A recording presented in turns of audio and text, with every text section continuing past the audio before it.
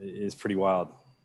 Yeah, and we were talking about this a little bit before you hopped on and before Haley hopped on, but it's just like I don't think we can avoid talking about what's going on, and obviously we don't want to spend a ton of time speaking about that, but I think it's important just to kind of note the situation we're in, why why it's different, why we're breaking the mold for our podcast. So obviously you're sitting in an empty coffee shop right now. Um, I mean, what is the last 70, what's 24, 96 hours, I suppose, since Right. Monday, Yeah. right? Like what have the last 96 hours been like for you? It's honestly, the time has like stood still. I don't know if you're feeling that as well. But for me, it seems like it's been like 2 weeks since like Sunday. Uh, I it's surreal sitting in this empty shop. I did think it was fitting to come in for this uh, because yeah, it is unavoidable. There, this time of day, we'd be just closing up shop, ready for y'all to roll in. But it's caused me to recenter, kind of refocus myself a little bit, trying not to watch the news cycle 24/7. It's impossible. Yes. Yeah, yeah. I've stayed off. Before you get too far, what do you mean by like, what does it cause you to focus and recenter on? So the last 90 some hours, really for the last 48 hours for me, I've been a homeschool dad. So I've been doing kindergarten math and spelling. I had to look up what CVC word was. So if you can tell me what a CVC word is. No idea. Right? It's consonant, vowel, consonant. Yeah, I'm teaching my kindergartner how to spell, and we're sorting words. And so, yeah, recenter myself in the sense that like, keeping in touch with my team, but really getting back to my family. It's been a minute since I've spent 2 full days at home, and it's bittersweet the reason that I got to do it, but I got to be a teacher for my kindergartner for a couple of days. So making the best of that. Yeah, and it's I think it's amazing that in spite of all the like the worry and the negativity, it's like these. And Haley, I actually think it was your mom that made the post first before I've seen it on everybody else's Instagram, and you shared it, you reposted it. Shout out But to Lori. Yeah, but essentially, like, to distill it down, because I don't have it in front of me, but it was just like people had time to do all these things, right? Like to be creative and have conversations and read a book and lay around and just like be with your family. And it's like those things that you so take for granted that right now are unavoidable. And you're like, I mean, you just said like this is, and I just got chills thinking about it. You're just like, this is the first time I've spent like 2 days at home. That's crazy, right? But it makes you think about how fast you go every single day, especially as a business owner. Like that's all you think about, and like other things get put on the shelf. Exactly. I want to be excited about it on one hand. If I were, when I say recentering myself, to go back to that, I want to be excited about the opportunity to really get back down to like what the whole reason I started all of this. 3 years ago, over 3 years ago, starting Georgia Street, the whole idea was to spend more time with family. But then, we quantify like productivity is like addictive, right? And then we get in the ball and it's like, well, what's next? And we're constantly asking ourselves what's next.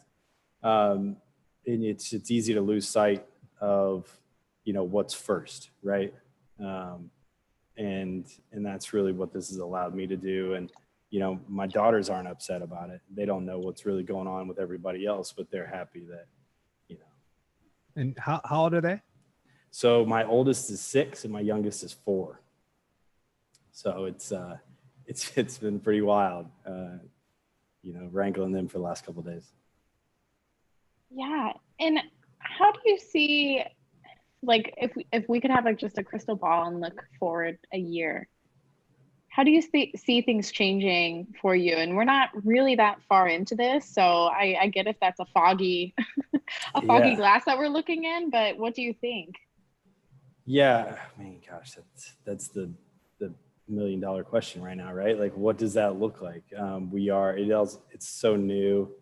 Oh gosh, my hope and prayer is that it gives us a chance to refocus ourselves. It gives us a chance to put our lives in perspective a little bit. We talk a lot about the hospitality industry right now. I mean, it seems like, everybody's on the verge of hurting severely with this. But what's on the tip of our tongues, it's the hospitality industry, right? It's the servers, the bartenders, the food and beverage establishments. Like, that's what we're talking about. I mean, this is worldwide, countrywide, statewide, right? All businesses are going to be impacted. All households are going to be impacted. But we're really talking a lot about the hospitality industry right now, because there's a lot of vulnerable people working in these restaurants, bartenders, servers, people that work for small wages a lot of times and all tips. I mean, they're one, bad weather month away from, maybe not making rent, right? They're one canceled convention if they're working in that district, from really struggling. And hopefully what we get is perspective on, I mean, they didn't just start being vulnerable. And this has been a vulnerable workforce for a period of time now. And hopefully we're able to, that's really my passion. That's what I've poured my heart into, is creating an environment where those individuals can start to thrive, and where there are more than just hourly. We don't pay our people, $3 an hour plus tips. We pay them well. They're making a good living, and we encourage them to do, good stuff with their money. We encourage them to be good stewards. I give free, complimentary, whatever my life advice is worth. Learn from my mistakes, right? And yeah, so we're getting together tomorrow to talk about exactly that. Hey, how are y'all feeling? What are you doing? We're paying them for the next couple of weeks.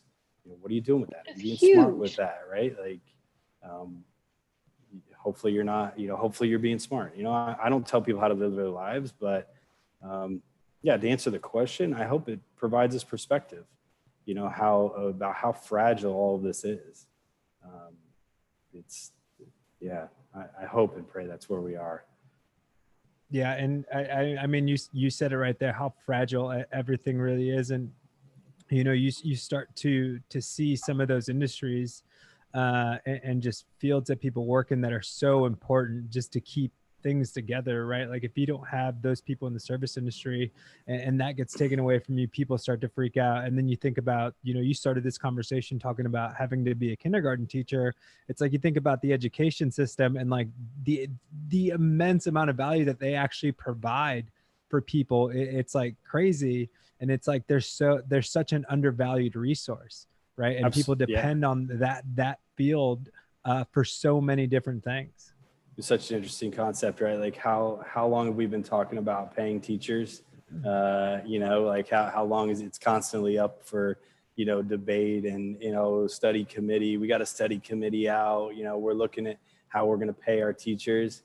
I mean, if they don't get a bump out of this, because all these people that were kind of going back and forth on, well, I don't know if we really need to pay them more, and talk about an undervalued workforce, right? It's hard.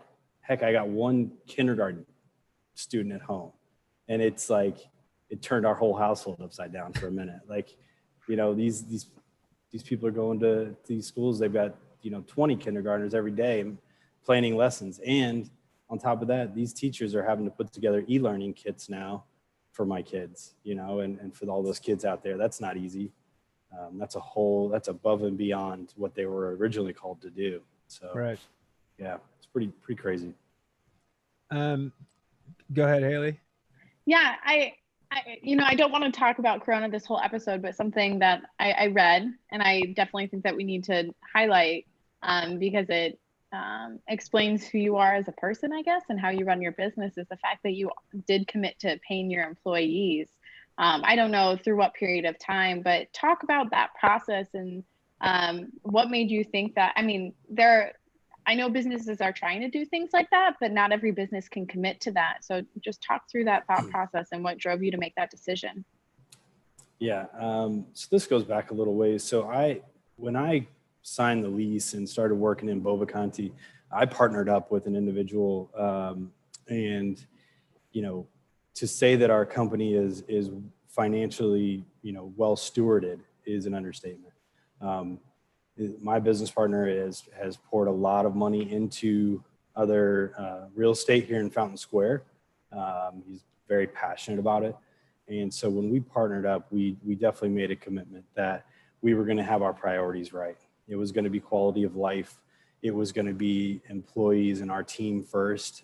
We were going to create an environment where it wasn't just about the business. Obviously, everybody wants to run a successful business, but it was going to be about creating a team of people and bettering the lives of the people that work here, and then also creating a space in the community where people feel really comfortable coming in and where the lives of the people in the community are also impacted and are better off. So that was always our priority. So when this came up, we made this decision last week. We started talking about it. Hey, what does this look like? How much do we need to set aside? What does payroll look like for the next 2, 3, 4 weeks? And, you know, it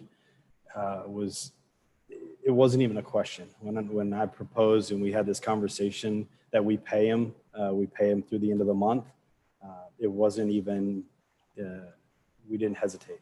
And then when we started talking about, do we close or do we try to do carry out, we put it to the same litmus test. You know, what decision is best for our team and for our community from a health standpoint?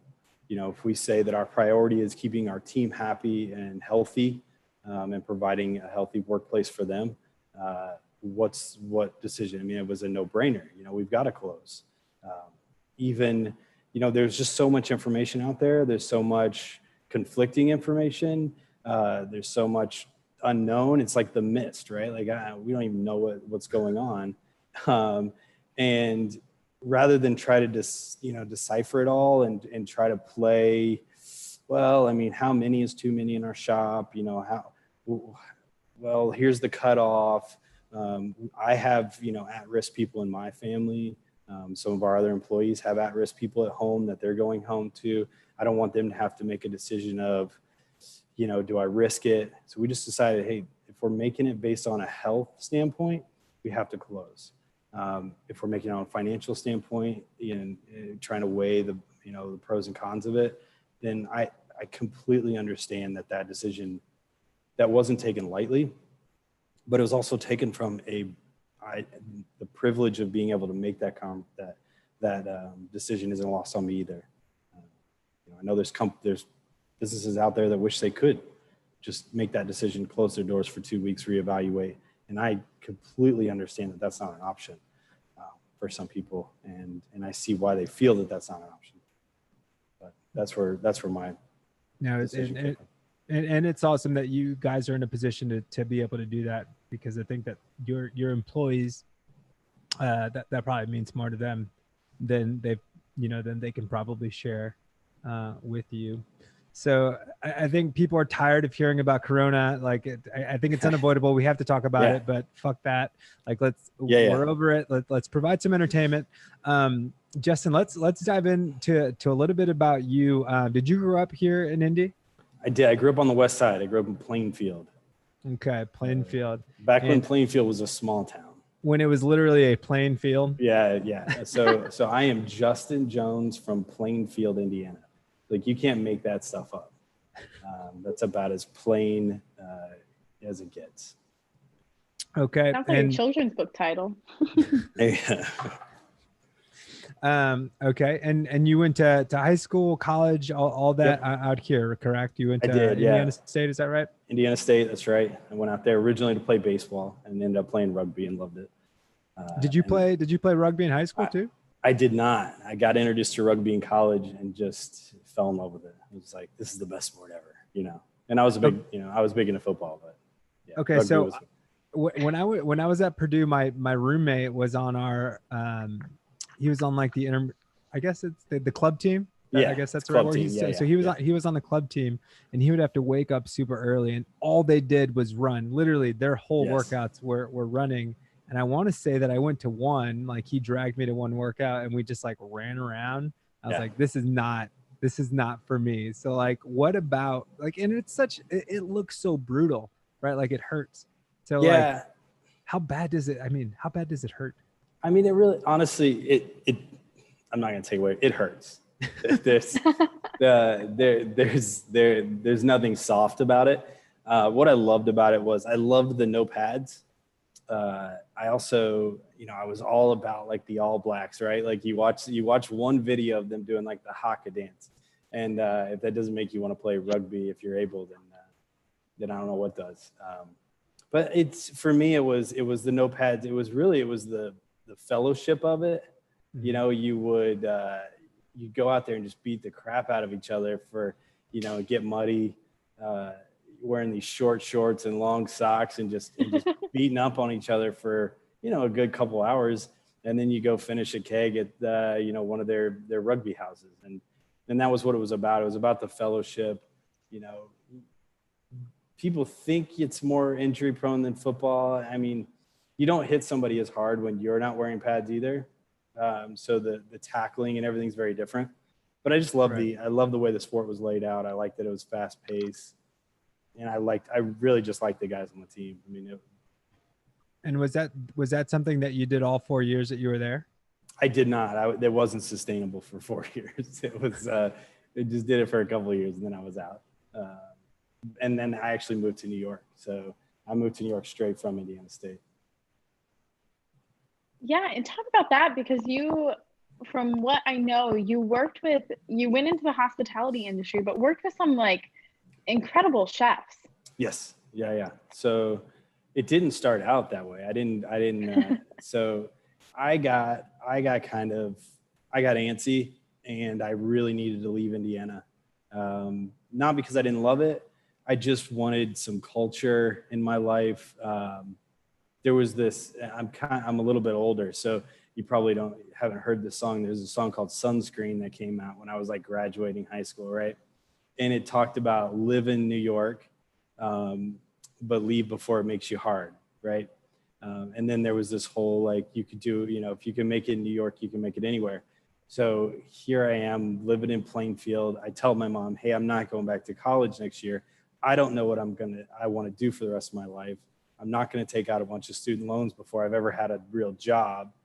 So I'm going to pack up my 87 Chevy Silverado and drive to New York. And I'm going to meet up with, I'm going to just do something. That sounds like a country song. It really, yeah. Well, it had all the elements of it. There was a futon in the back of the truck. It was wild. But, you can't even park that truck in New York. No. And that was honestly the funniest thing about having that truck there was I had no idea what I was getting myself into. I lived in a house with like 10 other guys in Rahway, New Jersey. That was where I stopped. And it was like, Rahway is not like, it's not a safe place. It's where the prison in that Hurricane Carter, that's what the whole town's known for. It's kind of by Newark, and I would take the Northeast Corridor into New York on a daily, looking for jobs. So hold on, before we get too far, like what was your degree in like, so I have a few questions actually. So like, what was your degree in? Did you know anybody in New York? And did this song was really the whole reason we just talked to Trevor Belden, and the whole reason he went to Purdue, he claims, is that he bought a sweatshirt when he was like 4 years old. So is this song really what took you to New York, or did you have a connection there? Did you have like a dream that you were following out there? It wasn't a dream. It was,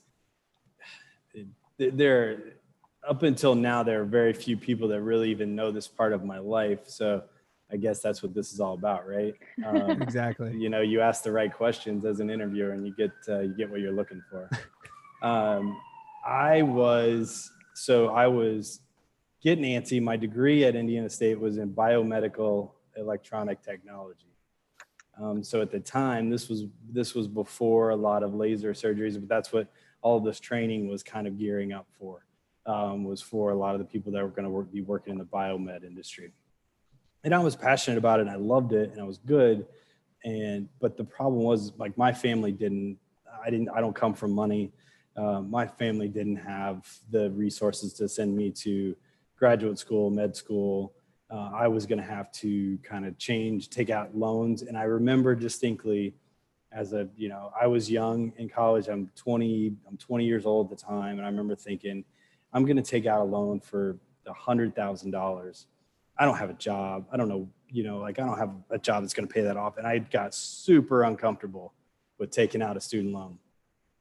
And that's right around that time, I was scouted by somebody in Indy that was here from some agency in New York. And that's what took me out there. So it's such a goofy story, but yeah. So I had an opportunity. Like an acting agency, modeling agency. Yeah, no, I can't act. I'm terrible at acting.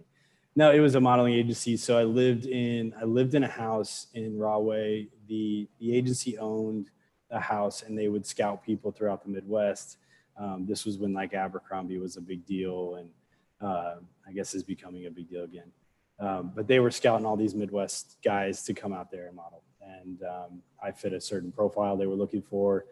They sent me out for 2 weeks. I booked a couple jobs, and I kind of caught a bug. I hated modeling. I hated going to castings. I hated everything about what I was doing, but it was a segue. It gave me an opportunity to get out there. And from there, that's when I started plotting my exit from that business. So that was that was the segue. And so, I mean, they're probably not paying you a salary to be out there for the time being, right? Like you're kind of on your own. Yeah. So you go to castings, go sees. One of the things that worked out, I had no idea what SAG or AFTRA was, but one of the things that happened was they went on strike. So all the models were booking all of these commercials, and that's really where the money was. Right. It was in commercials. Models are out there, like, I always call it's like air quotes models, right? They're more or less just guys that go to castings, and they get to go back to their small town, in Nebraska, and say, I was a model in New York, like that. These guys are really into that. Yeah, that's literally Ashton Kutcher's life story. Yes, yeah, exactly. And so that is yes, and I despise that. I was like it went against everything that I believed in, and it finally got to where, I got really uncomfortable on a photo shoot one day. I had already started working for this catering company, doing like private bartending for these private parties, and I got really uncomfortable on a photo shoot. A photographer made a pass at me, and he didn't like that I wasn't into that. And so I was like, hey, I'm out. Got back to my agency, and they got me in this room, and they ripped me. I mean, they laid into me like, you don't ever tell a casting director, you don't ever tell a photographer, what, blah, blah, blah. It starts going off on me. And I was like, I don't get this. Like, you guys work for me, right? Like, and I said that, I was like, I might have this backwards, but I was like, don't you work for me? Shouldn't you be sitting here saying, hey, if you're ever uncomfortable, like, we would never send you. That's not the way they work. So I was like, I'm out, packed up my truck, and I left. And I talked to the company I was working with, and I said, hey, I'm going to get out of here for a little bit, but I'll be back. This was around my birthday. My birthday's at the end of August. So this was around my birthday in 2001. So you can kind of see where that's going. Yeah. I drove home like 2 weeks before September 11th.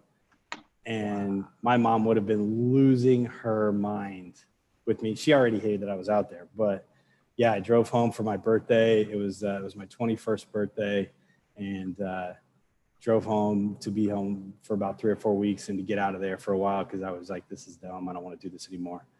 And ended up staying home for about 6 months because my mom was freaking losing her mind. So, but I did go back. Cow.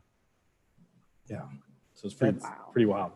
That's insane. So obviously, I mean, September 11th happened. You stayed home for a few months, and then you went back to New York. Yeah, so I went back to work for this catering company. I fell in love with it. We were bartending at these private parties. We were going into, celebrities' houses and working their friends' birthday parties and, gallery openings. And I just got to meet and be a fly on the wall at some of these insane places. And then we got the idea. I just kind of moved my way up. I found out that I had a knack for operations. I knew how to make things work. I knew how to put a team of people together. And so pretty soon they're like, okay, you're a captain, right? So that captain meant I would take a group of guys and we would do the party, and then I would be responsible for getting it all back. And I loved it and just absolutely fell in love with it. And so I started hiring all of my friends who were models. Naturally. Yeah, right? Because they weren't getting work. And so I was like, hey guys, like, why don't you come here? It pays really well and it's a lot of fun. And then on the flip side, all of these, people wanted these kind of people working their party, right? So it worked out really well. And it was a crazy experience to spend my 20s. We would go to the Hamptons in the summer. That's where we spent right? Like, we didn't stay in East Hampton. We stayed in Hampton Bays, which if you're familiar with how, right? Like we rent a little house in Hampton Bays, and then we would work all the parties out in Southampton and Montauk. And it was pretty wild. Okay, so who was the coolest person you had a party for? Oh man, I had a party for one of the chefs that I worked with, David Boulay, and it was out at his house out in East Hampton. And Lionel Richie was his entertainment. And this is like, it was in Oyster Bay. It was a beautiful property. And I remember the coolest thing that I ever did out in the Hamptons was go to this party because I loved Lionel Richie. I had and there was only like 150, 200 people at this place. And he's out there set up outside in this tent. And it's like easy, like a Sunday morning, right? And we're like, it was surreal. We did P. Diddy's white party. Oh, so man. We were in white jeans and white t-shirts, and we served his white party. We did that for 2 or 3 years in a row. So that was pretty cool. And so at any point in time, did you think to yourself, like, I'm going to open up a catering company? No. At that point I was just loving what we were doing. I mean, we were like, it was a group of probably 20 guys, and we were like best friends. We were just doing all these events and loving it. We were aware of how rare and how unique this was, that we were able to do these things, movie premieres and stuff like that. As that grew on, I did start thinking more about, okay, what if we took this to the next level? Mm-hmm. And that's when we branched out and we started a company called Urban Events, and we started doing our own events, and that was cool. And how long did that go on? And like, where does that fit into the timeline of like bringing you back here to Indy? So that went on about 6 years, about 6 years. Is that me? No, that was probably me. That went on about 6 years.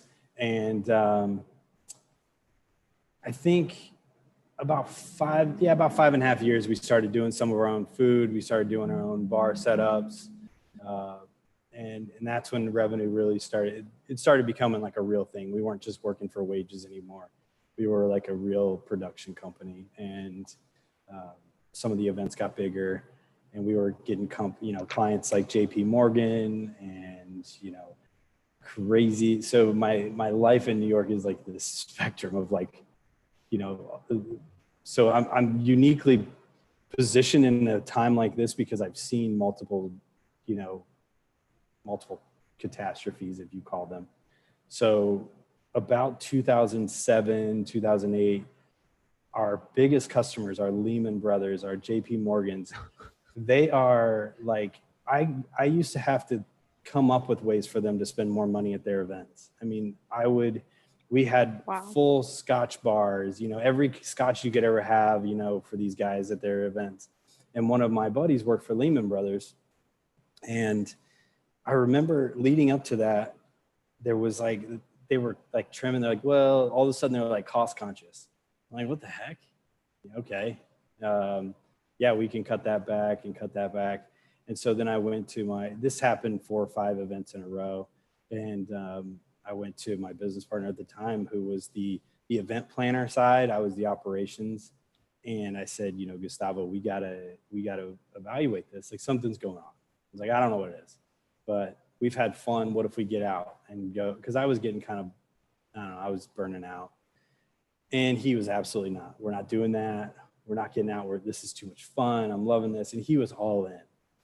Over the course of the next 3 or 4 months, we kept going back and forth, and the opportunity to sell at that point, a catering company, all you really have is your customers.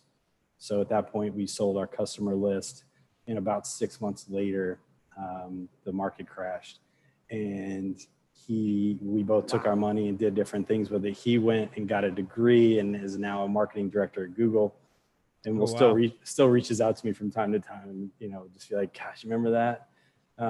Those are the best. Remember that time? Yeah. And like, oh, and yeah, I'm not like, believe me when I say this, I am not prophetic. I consider myself to be lucky, very lucky. These are just intuitions that I have, and I go with them a lot. Now, I've been wrong, but I'm okay with being wrong. I'm lucky in the Vince Lombardi sense of lucky, right? Like preparation and opportunity. So I was prepared to be done, and the opportunity was there, and I took it. And yeah, about 6 months later, like, all these catering companies go out of business, and it's a mess. Jeez. That's a crazy story. I mean, looking back on that, you have to have a lot of, like you said, with Vince Lombardi's quote, preparation. You're like, you were set up to do well, but still there's like this part of you that has to kind of question, like, were there outside forces like making sure that I made this decision? Because a question that we ask on the show sometimes is, was your success like fate, or was it hard work? And in that moment, like, what were you asking yourself? It is a good question. I love that you all asked that. And I intentionally did not prepare for, like, because I wanted to be very much like whatever we're talking about. It's a great question. I wish that I had a great answer to it. I think certain things about the things that have made me successful, or that have brought me success in what I do, of course, a lot of it's hard work. I do believe in Vince Lombardi's quote. I mean, when preparation meets opportunity, like, there's a unique scenario there to where if I've prepared myself to make a difficult decision, and I can do it, without questioning myself, then I'm uniquely prepared to succeed. I'm also okay with failure. And I think that's an ingredient that makes the fate thing tricky. Like, I'm okay. I know that I'm gonna fail. I know that I'm gonna make a decision that isn't popular, and I'm gonna stand by it, and it's not gonna work, and I'm gonna be okay with it. And I go into it with that expectation. Yeah, this might suck, but I feel good about it. And I think so. Yeah, I've had a lot of luck. I will say that. A lot of my intuition has paid off, and they've been the right decisions. And even when they were wrong, sometimes they still turned out right. Like, it's so. Yeah, a lot of that's perspective, right? And I think having that, the hindsight, you can look back and be like, damn, as bad as it seemed in the moment, looking at it now, that was obviously the right choice, right? Correct. Yeah, I mean, that's, and again, it gets, in times like this, that's what we have. We have perspective. I happen to have a little bit more of it because I'm older, and I've made a lot more like wild decisions, and I've seen a lot of crap. But yeah. So Justin, when you sold the company, when you guys sold that company and your partner, I mean, was that a lot of money for No, you it at wasn't. the time? No, I mean, it was a lot of money for me at the time. It Yeah. wasn't, you know, I think each one of us took away like, 25 grand. Like, it wasn't like, we didn't have some like multi-million-dollar operation. And again, like you sell your contact list is really Right. what it was. So after we paid off everything that we had put into it and everything that we had outstanding, we each walked away with a little bit, and I was happy with that. And what was on your mind? Were you felt like maybe it was time to move on and do something else? And was that something else in New York, or was it time to come back home? So it looked a lot like getting married to a New York socialite, because I thought that was the right thing to do. And yeah, I got married. I was like 26 when I got married. I was all in. I was loving New York. I wasn't trying to leave. I thought I was cool. I met the socialite. She was great. This is my life now, right? She worked in PR, and that was, when I was really understanding what PR was. And it was fun. We started a juice company. Her friend was a nutritionist who studied in Costa Rica. Two of them had been trying to get this juice company up and going, and to no avail. I mean, they couldn't find anybody that could make it work. They brought it to me. I happened to have this kitchen that I still had about 6 months of a lease on. And I was like, yeah, bring it to me. I'll put the processes in place and get you guys up and going. So we started a juice company. You have lived a full life. Oh, and we haven't even gotten to... I know. I'm 26 at that time. Yeah, it was pretty crazy. Yeah. And I remember driving, it was called Blueprint Cleanse. And I remember driving, we were making it. It was me and a couple of guys from Bali. And we're in there, like, I've got 5 of these Norwalk press juicers, which is a pretty wild juicer. And we're in there making it by hand into buckets, and we're bottling it up. And I'm driving it up to these yoga studios in Greenwich, Connecticut. And, it's selling like wildfire. And it was wild. But, and then I got out of that game.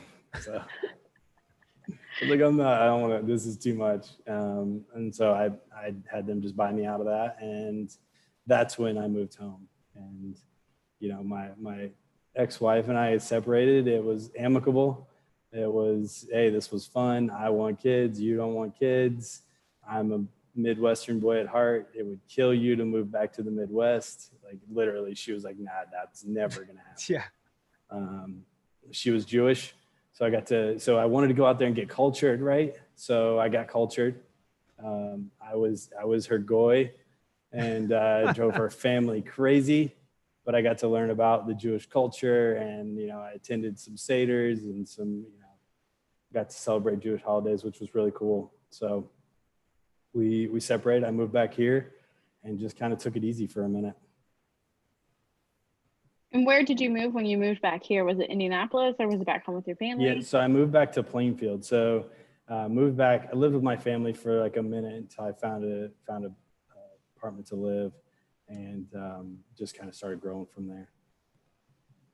And by growing, what do you mean? You were just trying to meet people in the community, or learn more about yourself coming back from that experience, like reflecting back on it? What was, in those moments of silence and transition, what were you doing?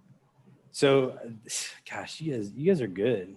You got the good questions. We've been doing it for 3 years. Yeah, that's right. You get a little bit better every year. Yeah, these are great. It's giving me some chance to like look in. What was I doing? I was so I don't panic. I'm pretty calm, pretty collected. But at the time, I was like, "What now? What?" I'm 20. At that point, I'm 28. I lived in Manhattan and Brooklyn, and married. divorced, like what am I going to do? Like, this is nuts. Now I'm back in Indiana. And so I started doing a couple of consulting jobs for restaurants. The one thing I knew is, here I am, like, I don't have a college degree. Is this all for naught? Am I starting over? So there was definitely some moments where I had to like figure out, what was all that about? And so I started doing some restaurant consulting. I worked with a guy down on the South Side who took over Steak and Ale, made it into like another steakhouse, and I was helping him, and it was like, I don't want to do this.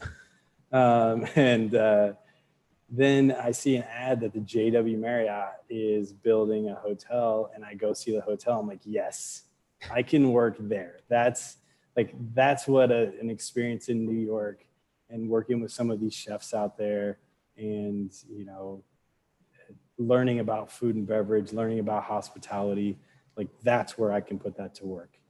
I can work in a place like that, the highest of standards, the attention to detail. And so I applied for banquets director, I think, and they laughed at me when I went in. So, like, banquets director. Wait, yeah. Well, why did they laugh at you? I had never worked in a hotel. Like, never. I had no hotel experience, and they were probably right to laugh at me. They were probably like, "What? Really? Banquet director? That's executive level position in our company." And I, knowing now, having been on the inside of that, I can see, like, I would have laughed at me. I would have been like, "Really, banquet director? Like, do you realize what it takes? You know how much, what you have to go through to even be considered for a position like that in a company like, a White Lodging, right?" They don't hire people at executive level, especially not anybody with no hotel experience. So, I mean, is that like playing like high school basketball and trying to get into the NBA? Yeah, it's probably a lot like that. Yeah. And it's that, yeah, you got to put in some dues, The difference is, like, if you're that good in high school, like if you're a LeBron, right? Like, you can do it. Nobody's going to question it. I don't know if I was LeBron, but I was pretty damn good at like what I did, and I was also an arrogant, 29-year-old, I'm sure. Like, I thought I knew it all. And I'm really glad that I was not given that position, because I would have absolutely failed. I would have bombed, because I didn't know what I needed to know for that. So I got hired in as a banquet captain, which was a little bit of a punch in the gut, but I took it. And so what does that role entail? And how, a punch in the gut, you're literally going, I read that you worked with chefs like Morimoto, something Morimoto. So I remember Morimoto because Masahara Morimoto. Ooh, I like that. He started Bovaconti and stuff like that. He's awesome. Great Japanese chef. Is he? Because, well, I know it because I worked in Disney, and he has a restaurant in Disney Springs. But, you're working with chefs like that, and then you walk into the JW and they're like, "Well, sorry, son, you need to start down here." Were you like, "Do you know who I worked with?" I think inside I was like that. I didn't show that. I didn't let that show. Looking back and having now interviewed, I've interviewed, quite a few people over the last, several years. And when I look back on my very first interview, I can still remember, like, there's times where I've interviewed myself recently, right? And I'm like, you smug little turd. You think because you worked with people's names I had never heard of or can't pronounce that you can, walk into Indianapolis and, and that was the mentality, was like, and I'm sure I was that. I'm sure that I went in there and was like, obviously I'm a shoo-in for this, right? I've worked in New York, people, like, this is Indianapolis, right? And that, I'm so grateful that, I didn't slip through the cracks and be allowed to take that job. And I at first I was like, gosh, banquet captain, that's like hourly, and, okay, but I did. I was like, all I need a shoe-in. And I was confident. I was like, I'm confident that if I get my foot in the door at a place like this, that I'll be able to prove myself in a way that's beneficial to them. And I did that. Okay. So you ended up working there eventually, correct? Just Yes. not just not in the role that you had originally applied for. You know, what was the transition into saying, okay, I want to leave this behind and I want to open up a coffee shop? So like, when did coffee become important? So coffee never became important. It wasn't about coffee for me. The coffee shop idea, and this is one of those unpopular answers that I think people expect me to be, I'm the black sheep in the coffee world, and I own that. Coffee isn't in my DNA. Hospitality is in my DNA. People are in my DNA. Creating experiences in my DNA. Coffee shops have great hours. So for me, like I love the food and beverage business. I love hospitality. I love restaurants. I'm a good chef. I know a lot about food. And people ask, well, why aren't you a chef? I make meals for like my family, or for certain events. I'll do 2 or 3 events a year. Why don't you open a restaurant? Because I love my family, and because I love food and I love cooking. Those are the 3 reasons I won't open a restaurant. Because when you open a restaurant, you forsake your family. You learn to hate food because you see tickets spitting out of a machine, and it just it's a traumatic experience when you're successful in a restaurant. And I'm not saying that there aren't guys out there, that there aren't men and women out there like just killing it, because there are, and I've got all the respect in the world for them. But I don't know how many of them would say that they have a good quality of life balance. When you're in that scenario, when you're running a restaurant, you give up some of that stuff. And for me, the trajectory that I was on, working with White Lodging and working in Marriott hotels, the trajectory I on had me traveling. It had me setting up for 2-3 weeks at a time in other cities to get operations going. It had me nights, weekends, holidays. And I had to look at my family. I had at the time a 1-year-old and a 3-year-old. And I had to say, we had just been moved from Indy to New Jersey, then back to Indy, then potentially we were going to be moving somewhere else where I was going to be an AGM at a hotel. And I couldn't do it. I wasn't going to be that dad that didn't see their kids. And I made that call then. And yeah, a restaurant was in my sights, but I thought, man, what if I could open up a little coffee shop? Go in, work a coffee shop, simplify my life a little bit, slow down, again, recenter myself, get my priorities back in line, and grow from there. And that's what that transition looks like. Okay. And so that was the start for Georgia Street Grind. Yep, that's correct. So I resigned so the year before I was the food and beverage leader of the year for White Lodging. Wow. Like 200 hotels, 170 some hotels. And I resigned the next year. So my boss was sour because he's getting, the high, and so I did go in, and to be honest, White Lodging is an amazing company. They really are. They do a good job. They have high standards, but I did go in. It was a very amicable, separation. I explained to them that it wasn't because of my boss or because of anything in the company. It was all personal. So it was a good salary job with a good solid bonus structure. I resigned from that to sit in a little bitty. I don't know if you've been in Georgia Street. I feel like have both of you been? Have either of you been? No, No. I mean, you would miss it, walking by it. To open this little coffee shop in the corner of a lobby of this office building, and started out doing a couple $100 in sales a day. And my wife and her family, they're all looking at me like he's lost it. He's finally gone over the edge. Like we lost him. and they're like wanting to get me checked out. I'm telling them, hey, this is why I'm doing it. And they're like, yeah, that's good, but you're not going to see him when you guys are homeless, like, what are you doing? And so it was, again, it wasn't a popular decision, but I was all in, and I knew that if I could just create something different, if I could be radically different, I had an idea, if I could pull it off, everything was going to be fine. And if everybody could just be patient for a minute, this was going to work. And so far, so good. First, I want to say it's super heartwarming that you thought of your family first. That is something that, maybe it's part of like the Gen Z or millennial like thought process to be thinking about more than work, because we have the privilege to do so, really.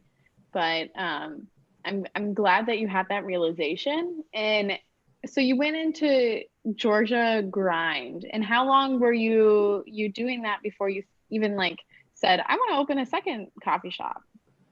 So I sat in Georgia Street for about 3 months by myself. So I was my only employee. Whoa. So when I took lunch breaks, so I originally was open from 6 a.m. to 6 p.m. Then I trimmed it down to 7 to 5, because that's when the business was happening. And it was about 3 months before I brought on my first employee. And that was 3.5 years ago. Gosh, it's crazy. And so I signed the lease here in February of 2018 for Bovaconti. And that's how long it took to get the place going. And that's where my relationship with my business partner came in. But yeah, it was a crazy process. I would say it was about 2 years in that I was like, okay, we're ready to. I always wanted something like Bovaconti, but I wanted to start, I wanted to start from the ground up and grow it and not get in over my head first. Because I knew nothing about coffee. The only thing I knew about coffee is that I liked it, and then I liked to drink it, and I drank it black. And I just started looking up. I was like, it can't be that hard, right? Like, it's coffee. Now there's a lot to it, and having a couple operations now and working with people for the last few years, I understand, the complexity of it. But I approached coffee like I would approach the food in my restaurant. I approached it from a culinary sense. It was the menu. It wasn't coffee first, and now let's build the structure around it. It was structure, operation. What can I cram into this little space? And I encourage you now, after this, go check out Georgia Street, and you'll be like, what is. I've been there. It's like, okay. It's like a closet. A couple seats, maybe. Yeah, and those were new additions. We had no seats for, it's just a little closet in this lobby. It's a cute place. Like, you definitely had style when you did it, and maybe that was over time, because I'm trying to think. I was probably there in 2018, maybe late 2017. But it was just it's just a little space. You get coffee and you leave. We prefer space efficient. Oh, that's that New York in you, right? Yeah, it really was, honestly. Like, it is the most space efficient coffee shop that I've seen. It's so tiny, but we can do just about anything in there. So it's a lot of fun. So one of the things that I really love about Bovaconti, having been there so many times now, is just the vibe, and you can tell, like, even hearing you talk about building this menu, it almost feels like it even goes beyond that. And to speak about your hospitality experience, it's all about the actual experience of like sitting down and enjoying a cup of coffee there. And not only are the drinks amazing, they're really, really good, but just the experience of being there. And there's like several different layers to it, right? You've got the back room which is awesome. But to get there, you walk through like this awesome tile floor, and then you've got the walls going into the bathroom, and the wallpaper is pretty badass. And then you can see it behind you now, for those of you watching, the green neon sign. And then front, you have like that really nice like marble top or whatever that is that looks out onto Virginia Avenue. Talk about that whole process and how important, and maybe it wasn't important, but I assume that it was, to create that for your customers. Yeah, it is important. It's very important. Everything, when people ask me, oh, how would you describe the shop in like one word? It's intentional. Everything in here is very intentional. Where everything's placed, what color everything is. And that was, for me, it's about the experience. It's always been about the experience. When you walk in, from the second that, you know, somebody greets you, to what you see, and that your head's like on a swivel. And every time you're in here, you see something different, or you have a slightly different experience, but it's always positive, creating a positive vibe. I think selecting the music was probably the hardest part, because if another place had like Lumineers radio, I was gonna like lose my mind. You know, and I like the Lumineers, don't get me wrong.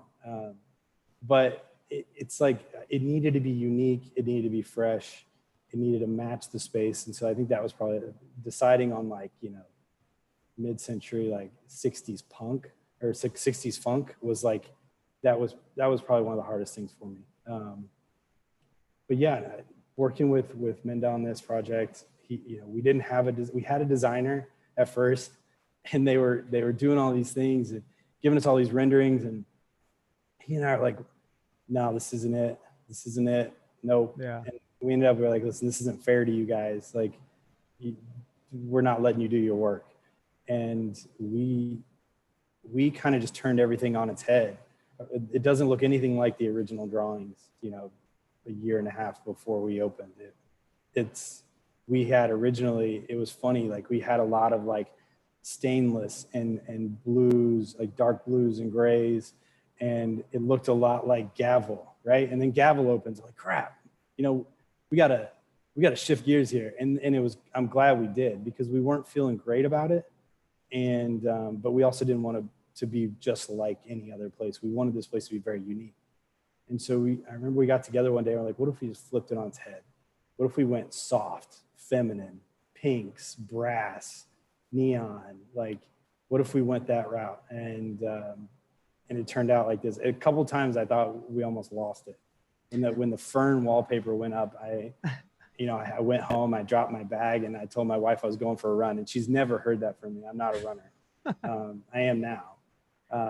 But I was like, I got to go for a run. Like this, I think we screwed it all up. I was freaking out. Now everybody loves it. So, yeah. And I think that, and maybe you can speak to this, you're the person to speak to about this, but I think you can tell a lot about a community by their coffee shops, right? And like, you want to go somewhere, at least this is how, when I travel, like I do extensive research on where I'm going to eat, where I'm going to drink, and where I'm going to get coffee, right? Coffee being the most important, because that's how I'm starting my day. And like, if it just looks like any run of the mill, like normal ass space, like I'm not going to go there. Right. And that's not to say that minimal is like normal, right? Like when we were in Paris, I went to a very minimal coffee shop called Fringe. Beautiful, tiny spot, but it had a vibe, right? But if it's just like, I don't know. I don't know what I'm trying to say, but you know, other than you've created something there that like calls you to go, but once you've been there, it calls you to go back.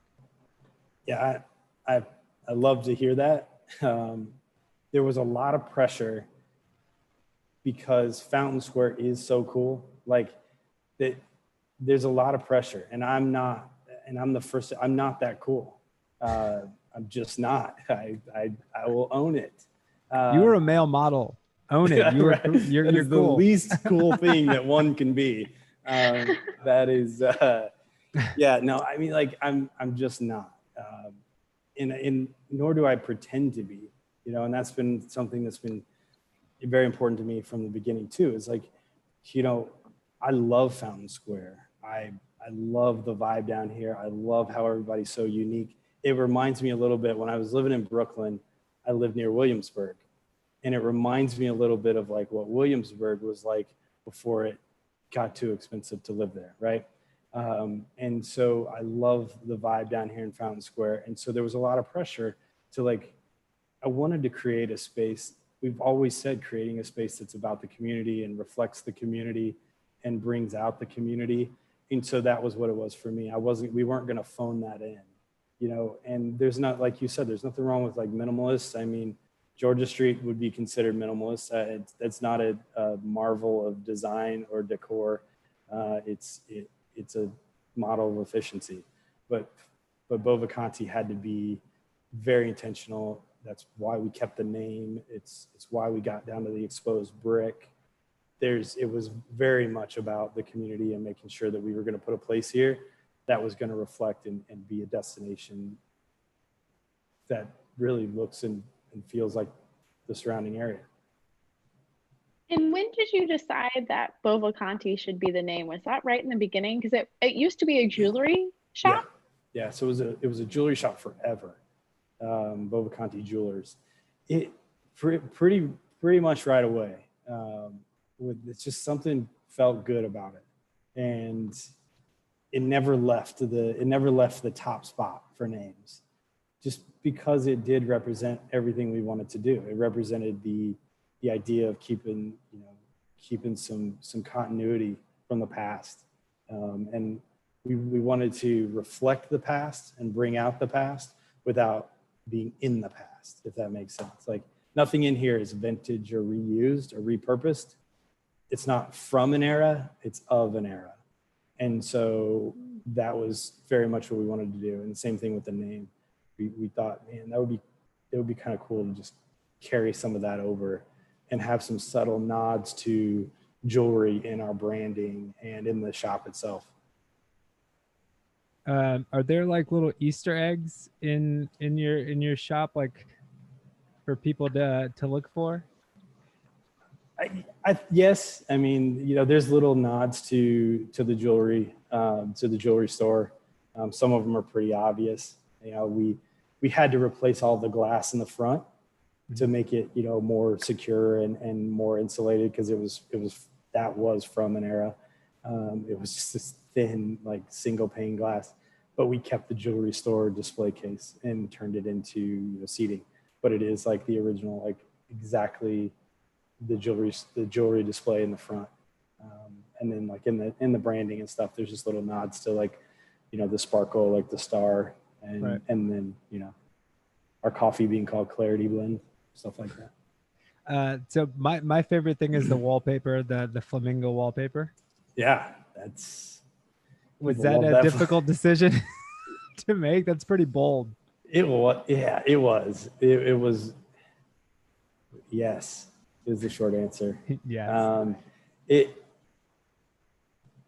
I fell in love. I did eventually fall in love with it, but it was a bold, and it just went in line with what we wanted to do. We wanted to be bold.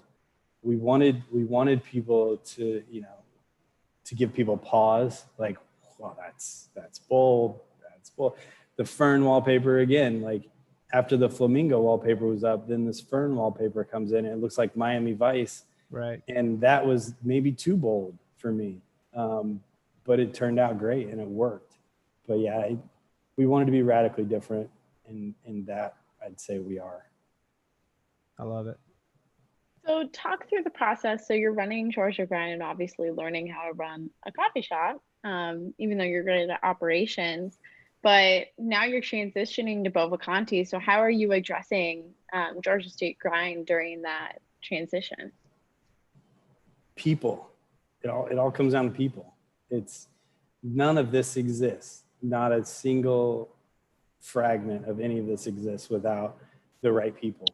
And we've been very fortunate to have the right people come along at the right times, almost to a scary, like eerie extent. I mean, there've been times where, yeah, right, there you go, there's your fate. There have definitely been times where you know, I thought I was gonna have a panic attack because I was, you know, I had somebody who was gonna be leaving, who I knew was gonna be leaving, but was gonna leave sooner than he said. And I couldn't clone myself. I couldn't be in two places at once.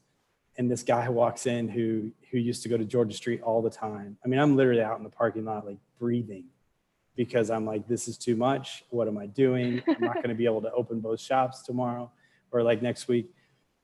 This guy walks into Bovaconti that used to go in Georgia Street all the time, had taken an application from Georgia Street months ago and was sitting in his house. He just moved to Fountain Square, had this old tattered application on his dresser, and comes walking in. I mean, it's got stains on it. It's wrinkled. He's like, hey, I was like, hey, I remember you. He's like, yeah. He's like, I've had this application sitting on my desk and I'm tired of my job. And I figured I'd just walk in and see if you needed anybody. I was like, this is ridiculous.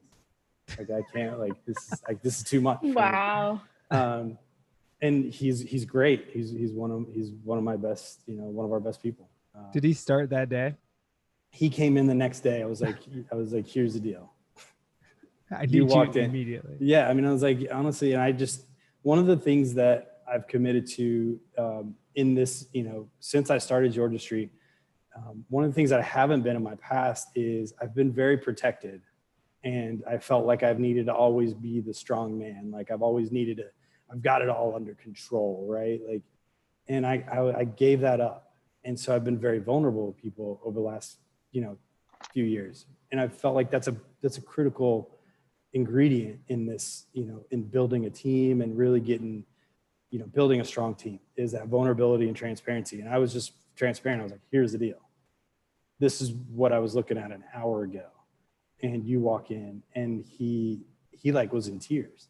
Wow. He's like, this is so cool, and I was in tears. I'm very emotional. I'm a little bit sappy. So, we're both sitting there kind of tearing up over this guy applying, and it just happens to be exactly the right time. He already knows Georgia Street. He knows the guy that I have kind of running that shop already. It was a natural. I was able to be like, hey, just let's go. We're going to get you training at Georgia Street tomorrow. Like, I'm in. So That's very, awesome. yeah. So people is the answer to that question. The only thing that made this work was getting the right people in the right places, and those people really stepping up. And Haley, I want to transition us into some rapid fire, but is there anything that we're missing that we haven't asked yet? Oh man. I think once you open Bovaconti, I want to know, do you feel like it's been successful? Obviously, we're going through a time of, lots of questions. What's the future looking like? But you set out to create this community space for people. And I want to know, do you feel like you've done that successfully? I do, without a doubt. It's just way more. It's way more than I had ever dreamed of at this moment. Mainly because goal number one was to create a team of people who are better off and who love walking in here, and not in like a cheesy, oh, I love my job kind of way. I'm having a crappy day. I can't wait to go to work kind of. And that's what we have. And I know it was very much idealistic. I can be idealistic. So I have to really balance that in my work life. But, it was an idealistic concept to actually create a space where people were like, I love this place. This is my family. And I'm sick that I can't go in. People are sick. I'm having people come in tomorrow for coffee and donuts because they don't know what to do. They're at home, and they're getting paid. They have a little bit of peace of mind, but they're sick because they miss each other and they miss this family.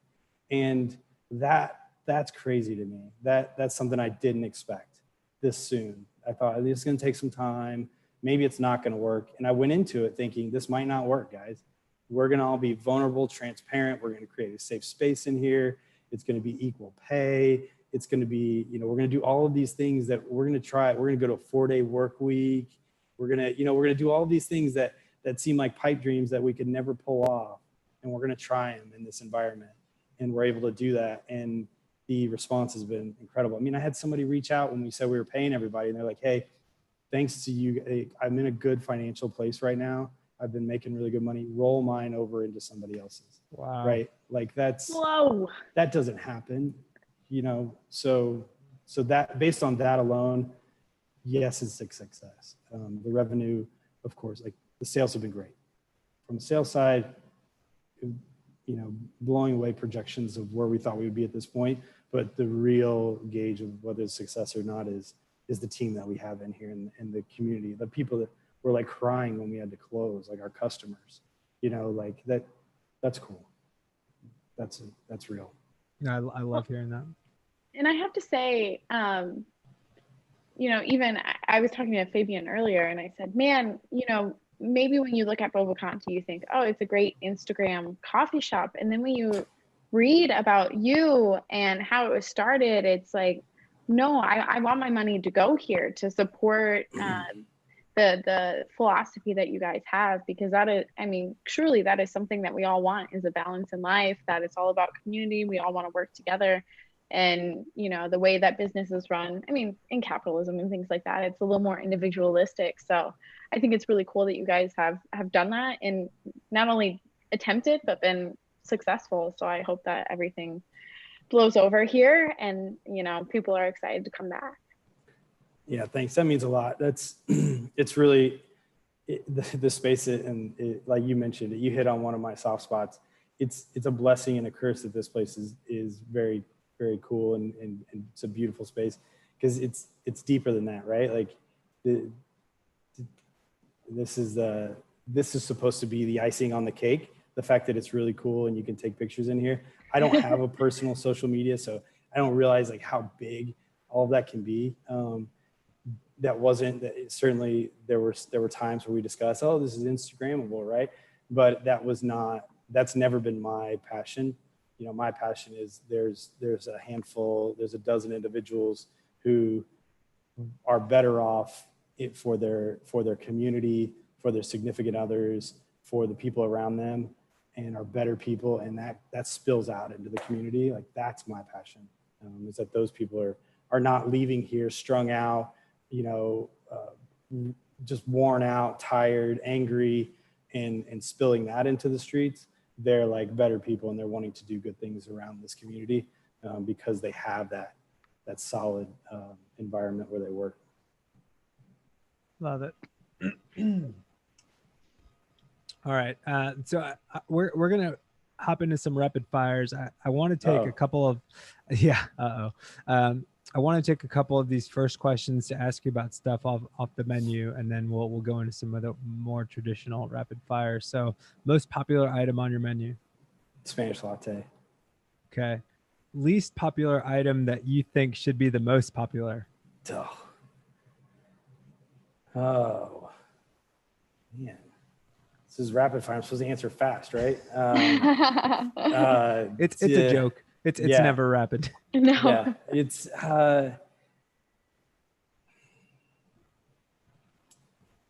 maybe the cold brew, but that's probably coming, right?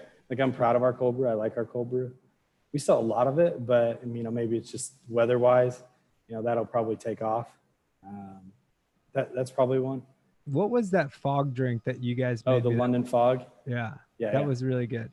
Yeah, that's a great drink. Good classic, you know, classic tea latte. What is something that you guys do that's different than every other coffee shop?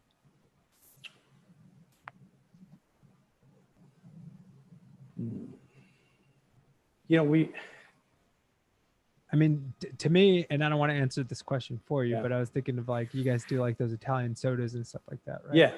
Yeah. Italian sodas. And then we hand make our lemonade and we do the spremuta. So I really pulled from like some traditional Italian drinks.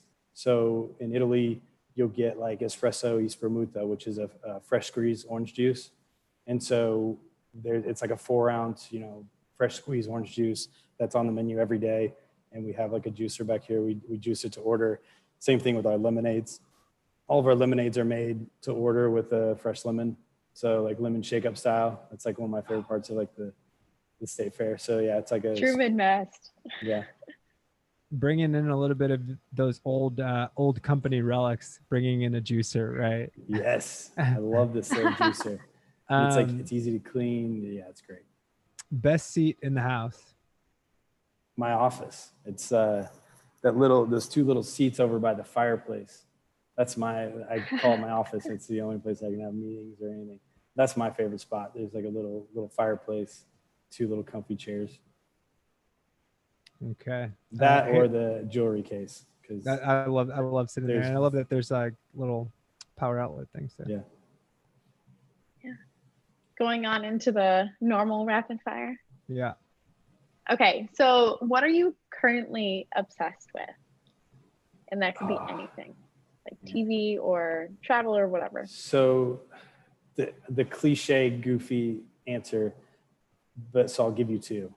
My right now I'm absolutely obsessed with like teaching my kids, like being at home. Like today was so much fun. Like I picked her up, I pretended that I was the bus, and because she loves riding the bus, and it was like just it's so goofy, right? But I love it. I'm absolutely obsessed with having this time to be there and be her teacher, and call myself Mr. Jones, and just it's so cool.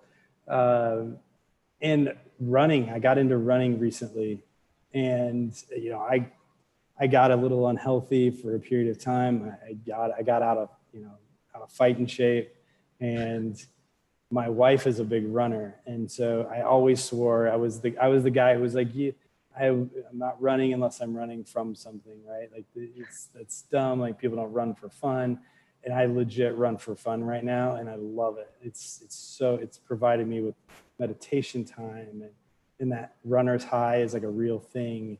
So yeah, I'm kind of obsessed with running right now. All right.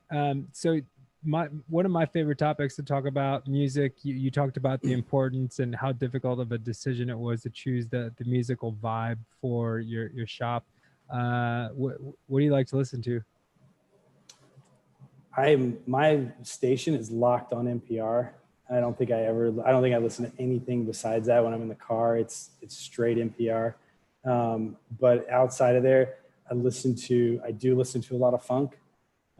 And I listen to a lot of classic rock. I'm a big classic rock guy. I run to Dark Side of the Moon. So that's one of my like meditation runs. It's such a cool album to run to. Can you give us one, aside from Dark Side of the Moon, can you give us give our listeners one funk recommendation and one classic rock recommendation?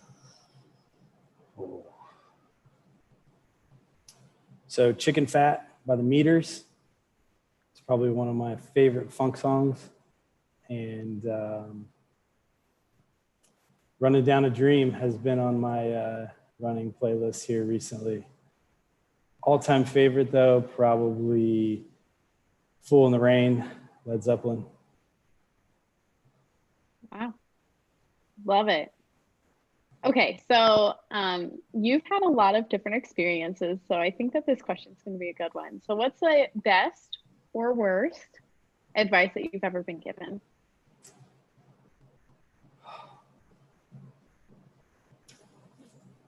Worst advice was never let your boss leave before you.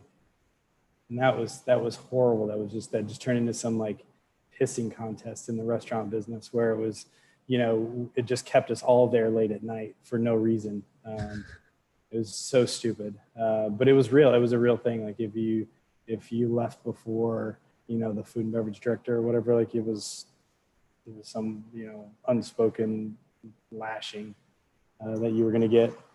So yeah, that I didn't like that at all. Yeah, I actually hate that one too. Yeah, best advice is like, don't be afraid to fail. I love that. Like I live by that. It's my motto.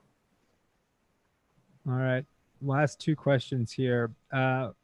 Where do you go to get away? So your secret spot or a place that, so I like to maybe evolve this question. We've always asked it, it's like, what is your secret spot, a place that people don't know about? But I think I like transitioning this into like a place that you think people should know about, right? Not that they don't necessarily know about it, but like for me, I always give a shout out to Chapati. I think it's one of the best restaurants in town. I try to get as many people to go there as possible because I feel like they don't get the traditional love that like any other regular, like quote unquote regular restaurant would get. Yeah. So I kind of want to transition that question into something like that. Like, what is a place that you think people should know about? And it doesn't have to be food. Yeah. So it's kind of a goofy one. It's where I met my wife, ironically enough, but it's a good lunch place that has been around for a minute and has really, really good lunches. And I'm almost always the only one in there, but the Slippery Noodle is like sneaky good with their lunches. And that says exactly who I am. Like I need to get out more.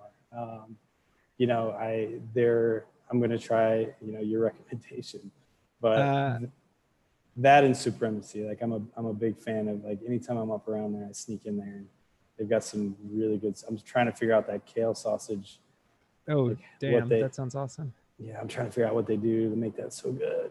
You're not going to get away without quickly telling the story about how you met your wife at the Slippery Noodle. I can see you're just like, I hope they glanced over that detail. So she was working at 14 West. She was a hostess. I was working at the JW. My boss, they brought a bunch of guys in from Vegas because it was like a Vegas size hotel. And he wanted to hear live music. And the only place I knew that like always had live music was the Slippery Noodle. I never went in there. But I was like, this is where we can go. And so we show up in there and she shows up with like her team from like 14 West before it closed. And she actually came up to me and was like, it was wild because I was like, I'm not going to do this. I'm not here to meet anybody. But yeah, that was fate. That I'll tell you, that night was fate. I do awesome. believe in that. Yeah. I love that. Okay. So last question, who would you recommend to be on this podcast? See, I'm a big advocate for Haley over at Worldway. She's, of the people that I've met in Indy, she's somebody who really has her pulse on, like her finger on the pulse of kind of how things move. And she's really, really good. She's uniquely good. Partially because we share that New York connection. There's something to be said for people that have spent a minute in New York, not on a ritzy or, you know, highbrow level, but on a there's something to be said for learning, kind of understanding how things work on that scale. But no, she's an amazing person, but she really knows what she's doing. She's cool. She'd be cool to talk to. All right. I would retweet that. Yeah, and she knows her city. She knows her city better than anybody else I know. She's been great. Yeah, Justin, this has been awesome. This has been awkward at times because I've had to stare at myself and at you and at Haley all at the same time. But we're making it work, man. So I appreciate you, you know, agreeing to continue to be on the show. I think even now, more important than ever, I think podcasts are really going to shine, and what we're doing here to help tell stories, I think is going to continue to be important right now during these times. So thank you for allowing us, you know, to ask you some questions, and thank you for sharing your story here today. Yeah, thank you. This was a really cool opportunity, and what you guys do is great. I love your podcast, and I love the way you structure it. I love the people you talk to. You all do a really good job, and yeah, it is important right now. So, you know, be well, everybody. Yeah. Thank you. Yeah, thank you. I'm going to send us out with a song. I'm only going to play a couple seconds so I don't pull this video. But see if we can hear it. Can you hear it? Kind of. I'm not hearing it. No? No. I want to hear it though. Oh, it was Full in the Rain. Okay. I was like, if it's dun dun dun dun dun. All right, guys. As we like to say, drink culture, know your city. We're out. See ya. Bye. Thank you. Bye. Thank you.